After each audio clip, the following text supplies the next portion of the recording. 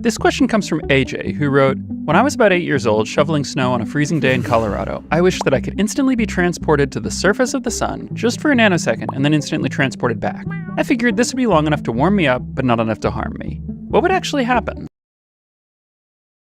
Believe it or not, this wouldn't even warm you. The temperature of the surface of the sun is about 5800 K, give or take. If you stayed there for a while, you'd be cooked to a cinder. But a nanosecond is not very long. It's enough time for light to travel about a foot. I'm going to assume you're facing toward the sun. In general, you should avoid looking directly at the sun, but it's hard to avoid when it takes up a full 180 degrees of your view. In that nanosecond, about a microjoule of energy would enter your eye. A microjoule of light is not a lot. If you stare at a computer monitor with your eyes closed, and then you open them and shut them very quickly, your eye will take in about as much light from the screen during your reverse blink as it would during a nanosecond on the sun's surface. Is there a word for that? Like a blink, but in reverse? I feel like there should be a word for that. Anyway, during the nanosecond on the sun, photons from the sun would flood into your eye and strike your retinal cells. Then, at the end of the nanosecond, you jump back home. At this point, the retinal cells wouldn't have even begun responding. Over the next few million nanoseconds, or milliseconds, the retinal cells, having absorbed a bunch of light energy, would get into gear and start signaling to your brain that something had happened. You would spend 1 nanosecond on the sun, but it would take 30 million nanoseconds for your brain to notice. From your point of view, all you would see is a flash. The flash would seem to last much longer than your time on the sun, only fading as your retinal cells finally quieted down. The energy absorbed by your skin would be minor, about 10 to the minus 5 joules per square centimeter of exposed skin.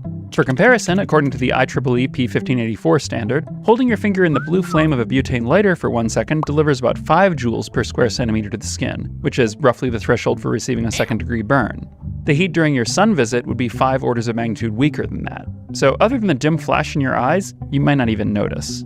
But what if you got the coordinates wrong? The sun's surface is relatively cool. It's hotter than, like, Phoenix, but compared to the interior of the sun, it's downright chilly.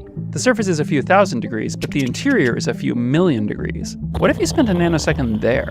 The Stefan Boltzmann law lets us calculate how much heat you'd absorb while inside the sun. It's not good. You would exceed the IEEE 1584b standard for second-degree burns after 1 femtosecond in the sun. A nanosecond, the time you're spending there, is a million femtoseconds. This doesn't end well for you. But there's some good news. Deep in the sun, the photons carrying energy around have very short wavelengths. They're not visible light, they're mostly a mix of what we consider hard and soft X-rays. This means that they penetrate into your body to various depths, heating your internal organs and also ionizing your DNA, causing irreversible damage before they even start burning you. Looking back, I realize I started that by saying there's some good news. I don't know why I did that. Don't spend a nanosecond inside the sun. In Greek legend, Icarus flew too close to the sun, and the heat melted his wings and he fell to his death.